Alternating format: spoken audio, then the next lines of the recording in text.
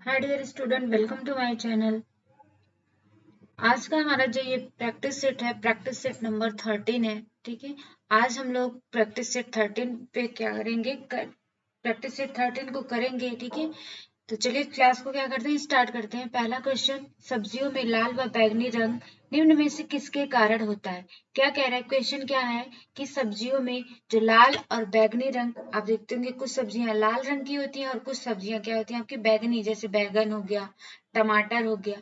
तो ये किस कारण होता है, इसमें क्या ऐसी प्रेजेंट होता है, क्या कौन सा ऐसा तत्व इसमें प्रेजेंट होता है जिसके कारण इनका रंग जो है वो लाल और बैंगनी होता है। ठीक है, फर्स्ट ऑप्शन, ए ऑप्शन आपका क्लोरोफिल है, बी ऑप्शन आपका एंथ्रोसाइनिन है, सी ऑप्शन आपका कैरोटीनॉइड्स है और डी ऑप्शन आपका क्या है, लाइकोपिन है। तो इसका जो करेक्ट ऑप्शन होगा, option number B is the correct option. Option number B is the correct option. Anthocyanin के कारण क्या है, जो सब्जियां हैं इनका लाल और बैंगनी रंग होता है। ठीक है, और ये क्या करता है, तो ये ताप के साथ प्रतिक्रिया नहीं करता। अगर सब्जी को जब ताप के पे संपर्क में है, हम इसको लाते हैं, तो यह जो एंथ्रोसाइनिन नामक पदार्थ है, यह ताप से क्या करता है, प्रतिक्रिया नहीं करता। परंतु यह जो जल होता है, जल में तुरंत मतलब त्वरित घुलनशील हो जाता है। ये जो एंथ्रोसाइनिन है, ताप के प्रति इसकी कोई प्रतिक्रिया नहीं होती, बट जल में हम इसको क्या करते हैं, जब डालते हैं तो ये जल में घुलनशील हो जाता है। और जो अम्ल है, अम्ल जो है वो लाल रंग को गहरा कर देता है, और क्षार के कारण जो अम्ल है, अम्ल जो है लाल रंग होता है उसको और भी गहरा बना देता है, और क्षार जो है वो क्षार के कारण एंथ्रोसाइनिन का जो रंग होता है वो कैसा हो जाता है, आपका बैंगनी कलर का हो जाता है। ठीक है, जो क्षार है, क्षार की उपस्थिति के कारण एंथ्रोसाइनिन का जो रंग है वो किसके कारण आपका हो जाता है, बैंगनी रंग का हो जाता है। इसका जो करेक्ट ऑप्शन होगा, option number B is the correct option. Question number second, अंडे में बायोटिन के साथ पाए जाने वाली प्रोटीन क्या है। ठीक है, क्या क्वेश्चन है कि अंडे में बायोटिन के साथ कौन सी प्रोटीन आपकी क्या होती है, पाई जाती है। ए ऑप्शन आपका एवेडिन है, बी ऑप्शन आपका एल्बुमिन है, सी ऑप्शन आपका ग्लोब्युलिन है और डी ऑप्शन आपका मायोसिन है। तो अंडे में बायोटिन के साथ पाई जाने वाली जो प्रोटीन है वह आपकी क्या है, एवेडिन है। कौन सी प्रोटीन आपकी, तो वह जो प्रोटीन है वो आपकी कौन सी है, एवेडिन प्रोटीन है। ठीक है, बात अगर हम अंडे की करते हैं तो अंडे का वजन जो है लगभग लगभग हम मानते हैं 40 से 50 ग्राम होता है। ठीक है, अंडे का वजन लगभग लगभग हम जैसा अंडा होता है उसके अकॉर्डिंग हम क्या करते, बट एक एवरेज जो माना गया है वो क्या होता है आपका 40 से 50 ग्राम होता है। ठीक है, इसमें 30% भाग जो होता है वो क्या होता है, अंडे की जर्दी होती है, और 58% भाग जो होता है वो अंडे की क्या होती है, सफेदी होती है। और कितना, 12% का जो भाग होता है वह उसका बाह्य आवरण होता है। ठीक है, जो उसका बाहरी आवरण होता है वह 12% होता है। ठीक है, और क्या है, तो अंडे के जो सफेद भाग होता है, अंडे का जो व्हाइट वाला भाग होता है, उस भाग में आपका ये क्या है, एवेडिन उपस्थित होता है। ठीक है, जो बायोस्टिन के साथ क्या करता है, जुड़कर अक्रियाशील हो जाता है। मतलब बायोटिन के साथ जब ये क्या होता है, आयोडीन जुड़ता है तो ये क्या होता है, अक्रियाशील हो जाता है। इसका जो करेक्ट ऑप्शन होगा, option number A is the correct option. Question number third, आधारी चयापचय की गति निम्न में से किस पर निर्भर करती है। जो हमारा मेटा बीएमआर, मेटाबॉलिक रेट जो होता है आपका, वो क्या होता है आपका, बीएमआर की बात अगर हम करते हैं, बेसल मेटाबॉलिक रेट जो होता है उसकी गति जो है हमारी किस पर निर्भर करती है। ए ऑप्शन आपका मानसिक तनाव है, बी ऑप्शन आपका संवेग है और सी ऑप्शन ए एवं बी दोनों है और डी ऑप्शन क्या है, इनमें से कोई नहीं। तो बात अगर हम इसकी करते हैं कि हमारी जो मेटाबॉलिक रेट है वह किस पर निर्भर करती है, तो हमारे मानसिक तनाव पर भी निर्भर करती है। पहली बात तो हम क्या करते हैं, अगर तनावग्रस्त रहते हैं तो स्वाभाविक सी बात है हमारा बीएमआर बढ़ेगा या तो घटेगा। ठीक है। अगर संवेग की बात करते हैं तो हमारे अंदर दुख है, जैसे घृणा है या क्रोध है, ठीक है, या हम क्या करते हैं रोने लगते हैं। तो इस प्रकार के जो संवेग हमारे अंदर उत्पन्न होते हैं, यह भी हमारे क्या है आधारित चयापचय की दर को क्या करता है, प्रभावित करता है। अगर हम मानसिक रूप से तनावग्रस्त हैं तो भी हमारे आधारित चयापचय की गति जो होती क्या होती है, प्रभावित होगी। और जो है अगर हमारे अंदर कोई संवेग उत्पन्न हुआ है, चाहे वो भय हो, चाहे वो क्रोध हो, चाहे वो जो आपका रोना हो, इस प्रकार का कोई भी अगर संवेग हमारे अंदर उत्पन्न हुआ है तो भी हमारी आधारित चयापचय की गति क्या होती है, उस पर प्रभावित होगी। तो इसका जो करेक्ट ऑप्शन होगा, option number C is the correct option. मतलब दोनों आंसर क्या आपके सही है। क्वेश्चन नंबर 4, शैशवावस्था में दिए जाने वाले आहार को कितने भागों में बांटा गया है। ठीक है, शैशवावस्था एक ऐसी अवस्था होती है जिसमें आप ऐसे आहारों को हम देते हैं, जिसमें हम लोग ऐसे आहार शिशु को देते हैं जो कि आप पूरी तरह से जो है वो पाचनशील हो, पचने योग्य हो। ठीक है, पहला ऑप्शन आपका क्या है कि कितने भागों में इसको डिवाइड करते हैं। फर्स्ट ऑप्शन आपका 2 है, फोर्थ ऑप्शन आपका 3 है, सेकेंड ऑप्शन आपका 3 है, थर्ड ऑप्शन आपका 4 है, और जो है आपका फोर्थ ऑप्शन आपका 5 है। कि मतलब हम इसको 2 भागों में, 3 भागों में, 4 भागों में या 5 भागों में बांटते हैं। तो इसे हम कितने भागों में बांटते हैं, तो शैशवावस्था में दिए जाने वाले आहार को हम 3 भागों में बांटते हैं। ठीक है, 3 भागों में क्या करते हैं, इसको डिवाइड करते हैं। कौन कौन से 3 भाग हैं, तो पहला तरल भोज्य पदार्थ, पहला जो होता है वो क्या है, तरल भोज्य पदार्थ के अंतर्गत हम रखते हैं। जैसे जूस हो गया, दाल का पानी हो गया, या इस प्रकार दूध हो गया, इस प्रकार का जो आहार है वो हम तरल आहार के अंतर्गत इसको रखते हैं। दूसरा आपका अर्ध तरल आहार, जैसे आपका दलिया हो गया, ओट्स हो गया, या ऐसे ऐसे पदार्थ जो क्या है कम मात्रा में पके हुए, या जिनको हम अच्छे से मसल कर क्या करते हैं, शिशु को दे देते हैं। और तीसरा आपका आहार जो होता है वो ठोस आहार होता है, जिसमें शिशु को आसानी से हम क्या करते हैं, संपूर्ण आहार जो होते हैं धीरे धीरे उसको देना शुरू कर देते हैं। तो इसे हम 3 भागों में क्या करते हैं, डिवाइड करते हैं। क्वेश्चन नंबर 4 का correct option option number B. Question number 5, linen के रेशे की लंबाई कितनी होती है। क्या कह रहा है कि हमारा लिनन है, यह लिनन की रेशे की लंबाई क्या होती है, कितनी होती है। ठीक है, 10 से 12 इंच, 20 से 25 इंच, 12 से 15 इंच, 25 से 30 इंच। ठीक है, अगर बात हम लिनन के रेशे की लंबाई की करते हैं तो इसकी जो लंबाई होती है वो कितनी इंच होती है, 10 से 12 इंच होती है। कितने इंच होती है आपकी, 10 से 12 इंच होती है। और इसका व्यास जो है लगभग वो कितना होता है, 15 से 18 माइक्रोन होता है। कितना होता है, 15 से 18 माइक्रोन जो होता है इसका व्यास होता है। और यह क्या होता है, जो हमारा लीलन तंतु है ये बहुत मजबूत तंतु होता है। ठीक है, ये क्या होता है, मजबूत होता है। अगर बात इसकी करते हैं कितना गुना, तो यह कपास से लगभग 3 गुना मजबूत होता है। जितना हम कपास का हमारा तंतु मजबूत होता है उससे 3 गुना ज्यादा जो है वो लीलन का तंतु क्या होता है, मजबूत होता है। ठीक है, तो क्या है, और प्राकृतिक तंतुओं में की बात अगर हम करते हैं तो सिल्क के बाद, अगर हम प्राकृतिक तंतु की बात करते हैं सबसे, वैसे तो सबसे ज्यादा जो है मजबूती में आपका सिल्क है, लेकिन अगर हम प्राकृतिक तंतुओं में बात करते हैं तो लिनन को हम क्या करते हैं, दूसरे स्थान पर रखते हैं। ठीक है, इसका जो करेक्ट ऑप्शन होगा option number A is the correct option. Question number 6, निम्न में से कौन सा धागा स्लब धागे का रूपांतरित रूप है। किसकी बात कर रहा है, ऐसा धागा जो स्लब धागों का रूपांतरित रूप, मतलब स्लब धागों को ही हम क्या करते हैं, उसके परिवर्तन को चेंज करके, उसका जो प्रकार है उसके प्रारूप को क्या करते हैं, चेंज कर देते हैं। और चेंज करने के बाद एक नया धागे का हम क्या करते हैं, निर्माण करते हैं।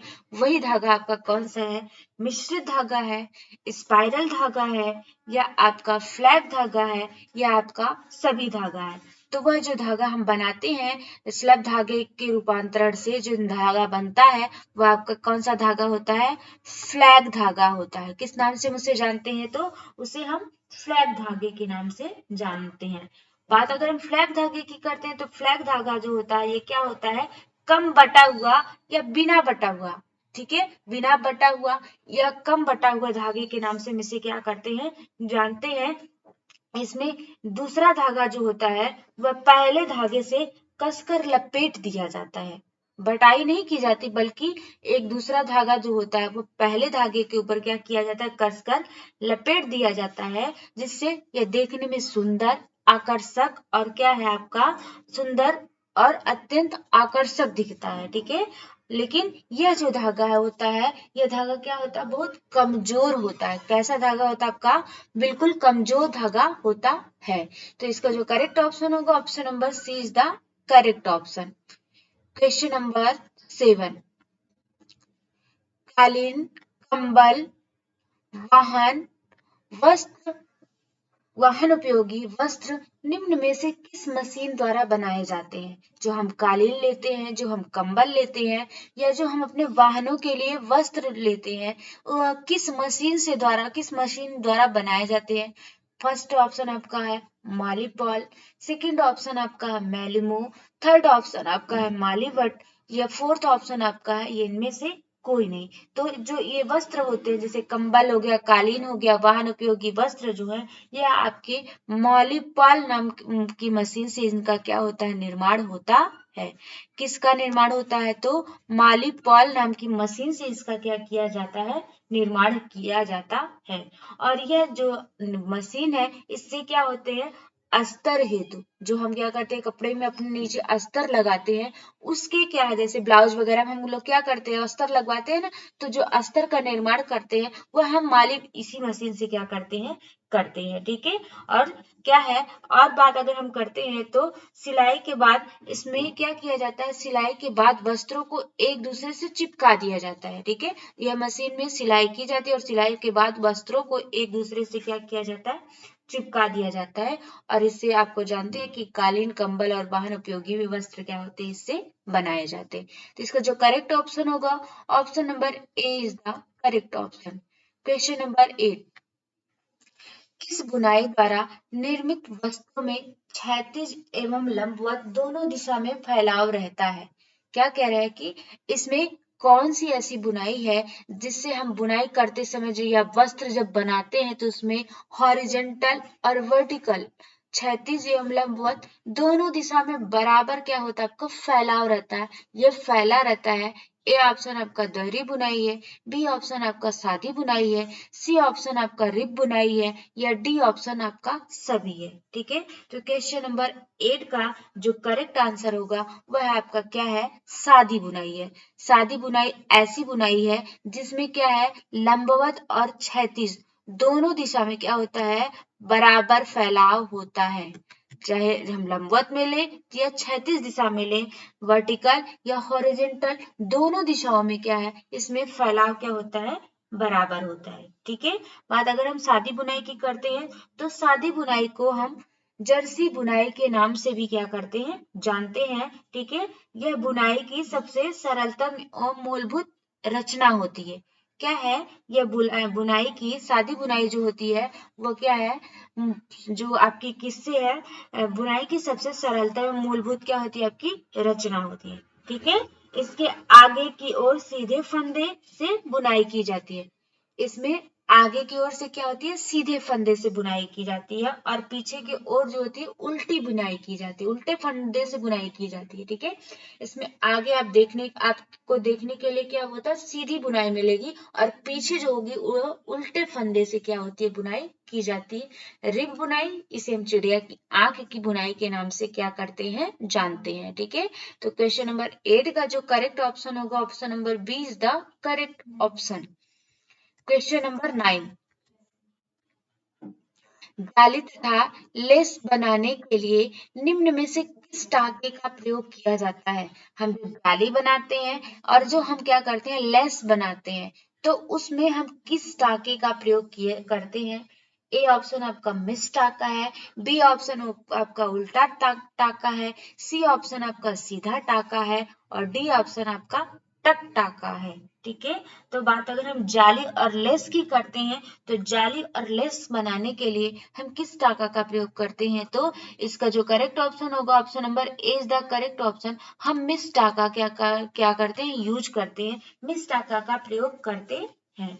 मिस टाका की अगर हम बात करते हैं तो मिस टाका का उपयोग करके कैसे वस्त्र बनाए जाते हैं, तो मिस टाका के उपयोग से सुंदर एवं आकर्षक वस्त्र बनाए जाते हैं। ठीक है, तो जाली और लेस बनाने के लिए हम मिस टाका का यूज करते हैं। और यह जो मिस टाका होता है, यह मिस टाका कैसा प्रभाव उत्पन्न करता है, किस आकार को दर्शाता है, तो मिस टाका जो है वो किस आकार को दर्शाता है, तो ज्यामितीय आकार को दिखाता है। ठीक है, इस टाके में जो आकार बनता है, जो डिजाइन बनती है, वो किस फॉर्म में बनती है, ज्यामितीय आकार में क्या होती है, आपकी बनती है। इसका जो करेक्ट ऑप्शन होगा option number A is the correct option. Question number 10, निम्न में से किस बुनाई को असंतुलित बुनाई के नाम से जानते हैं? ऐसी कौन सी बुनाई है जिसे हम अनबैलेंस वीविंग के नाम से जानते हैं?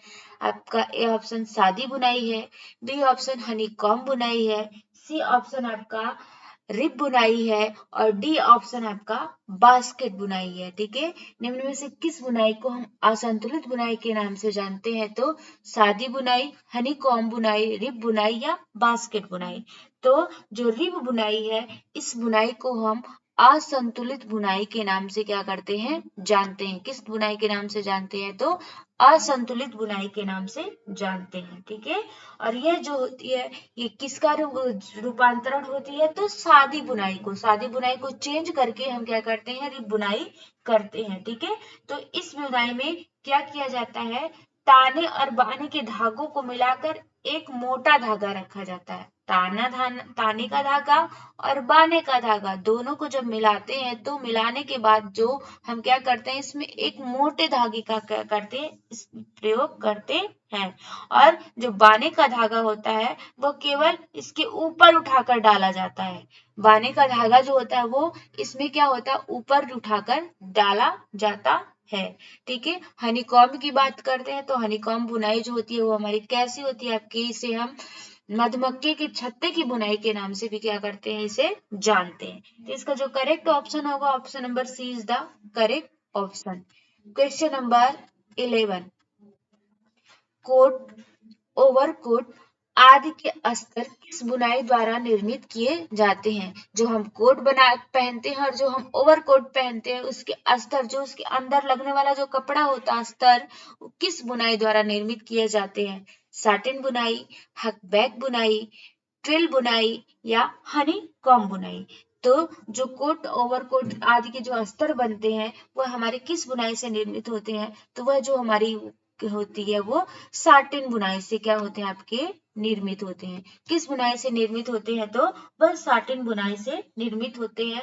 बात अगर हम साटिन बुनाई की करते हैं तो साटिन बुनाई जो हमारी होती है वो क्या होती है, आपकी बाना प्रधान बुनाई होती है। ठीक है, इसमें बाने की संख्या ज्यादा होती है, बाना प्रधान बुनाई होती है। ठीक है, इस बुनाई से निर्मित जो वस्त्र होते हैं वो आपके क्या होते हैं, बहुत कोमल होते हैं, चिकने होते हैं, चमकदार होते हैं, सुंदर होते हैं और कैसे होते हैं, आपके आकर्षक होते हैं। चिकने, चमकदार, सुंदर, कोमल और आकर्षक होते हैं। ठीक है, इसका हम क्या करते हैं, इस बुनाई का हम अधिकतर प्रयोग जो हमारे कोट है और ओवरकोट, इन्हीं सबको बनाने के लिए क्या किया जाता है, किया जाता है। तो इसका जो करेक्ट ऑप्शन होगा option number A is the correct option.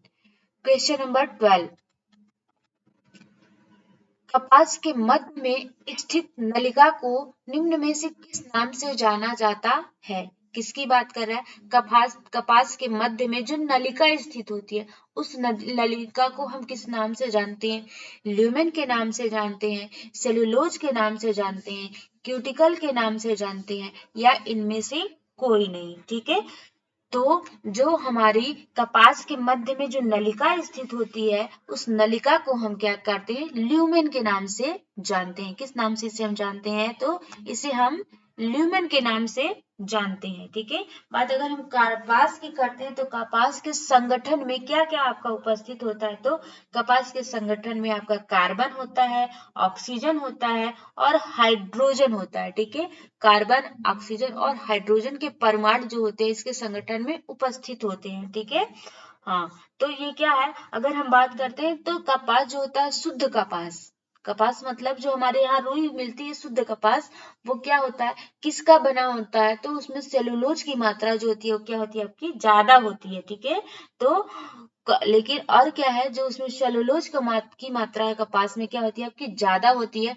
कपास के तंतु की बनावट क्या होती है, जो कपास का तंतु होता है उसकी जो बनावट होती है वह अत्यंत जटिल होती है। ठीक है, इसके मध्य में जो नलिका होती है, आप देखते होंगे कपास के पौधों को आप देखेंगे तो उसकी बनावट जो होती है वो क्या, अनेक प्रकार से वो प्रोसेस करने के बाद अनेक प्रकार के, जैसे ओपोड्स हो गया, पहले वो फूल निकलेगा, फिर फूल से उसमें क्या होता है फल आएगा, फिर वो कोया फटेगा, तो इस प्रकार से लंबी प्रोसेस करने के बाद क्या होता है, इसका प्रक्रिया होती है, इसकी प्रक्रिया जो लंबे लॉन्ग ड्यूरेशन तक क्या होती है आपकी चलती है। तो कपास के मध्य जो स्थित नलिका होती है इसे हम ल्यूमेन के नाम से क्या करते हैं, जानते हैं।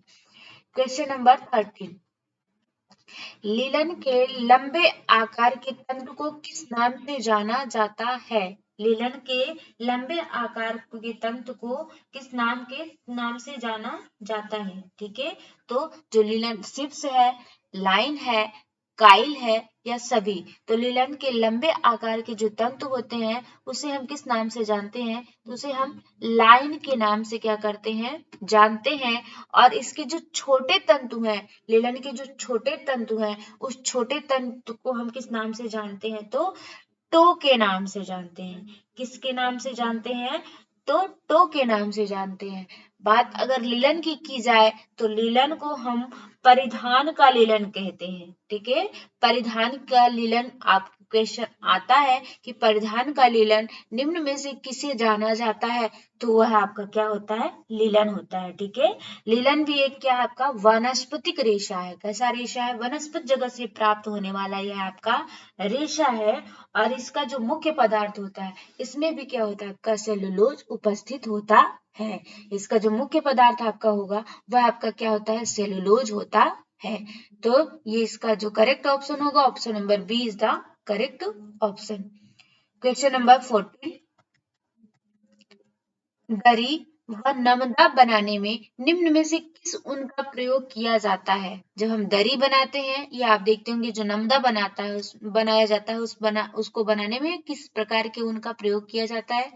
ए ऑप्शन आपका कॉटी ऊन है, बी ऑप्शन आपका विदर ऊन है, सी ऑप्शन आपका फ्लीस ऊन है और डी ऑप्शन आपका क्या है, कुंवारी ऊन है। ठीक है, तो दरी और नमदा बनाने के लिए हम किस ऊन का प्रयोग करते हैं, तो कॉटी ऊन का प्रयोग करते हैं। किस ऊन का प्रयोग करते हैं, कॉटी ऊन का क्या करते हैं, प्रयोग करते हैं। ठीक है, और क्या है, कॉटी ऊन की बात अगर हम करते हैं क्या होता है, तो विपरीत जलवायु तथा अपर्याप्त भोजन देकर ऐसे भेड़ को जो विपरीत जलवायु में पाली गई हो और उसको पर्याप्त नहीं बल्कि कम मात्रा में भोजन देकर क्या किया जाता है, रखा जाता है, उसका पालन किया जाता है। और उस भेड़ से जो हमें ऊन प्राप्त होता है वह ऊन क्या होता है आपका, लो क्वालिटी का ऊन होता है। ठीक है, हाँ, यह ऊन जो होता है आपका कैसा हो जाता है, उलझा हुआ होता है, गंदा होता है, भड़कीला होता है, खुरदुरा होता है। ठीक है, इसलिए हम इसका क्या करते हैं,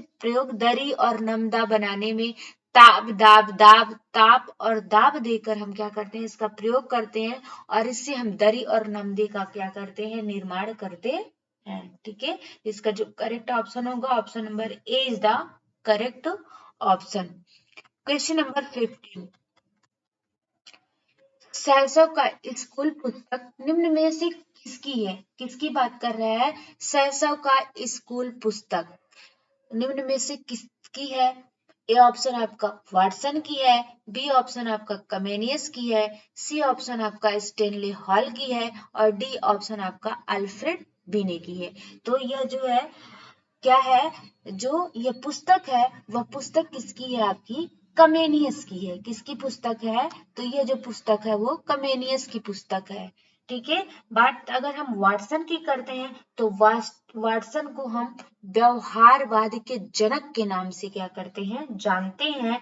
और कमेनियस की बात, अगर कमेनियस के लिए हम एक पॉइंट और आपको बताएंगे तो वो क्या है कि कमेनियस ने सर्वप्रथम बालकों पर, अगर बालकों पर अध्ययन करने वाला पहला कोई व्यक्ति था तो सर्वप्रथम कमेनियस ने ही बालकों पर क्या किया था, अध्ययन किया था। और बात अगर स्टेनले हाल की करते हैं तो स्टेनले हाल को बाल विकास का प्रणेता के नाम से क्या करते हैं, जानते हैं। किसको, स्टेनले हाल को हम बाल विकास के प्रणेता के नाम से जानते हैं। और क्या है, बिने, अल्फ्रेड बिने ने, इन्होंने मानसिक योग्यता पर, जो हमारी मानसिक आईक्यू होती है, जो हम क्या करते हैं, निकालते हैं आईक्यू, उस आईक्यू पर, मानसिक योग्यता पर इन्होंने क्या किया था, अध्ययन किया था। तो क्वेश्चन नंबर 15 का जो करेक्ट ऑप्शन होगा, option number B is the correct option. ये किसका कथन है, तो यह जो स्टेटमेंट है, सॉरी ये जो पुस्तक है, वह पुस्तक आपकी किसकी है, तो यह पुस्तक आपकी कमेनियस की है। ये रहे आज के हमारे 15 क्वेश्चन। नेक्स्ट सेशन में फिर हम आपसे मिलते हैं, तब तक के लिए thank you so much for watching this video.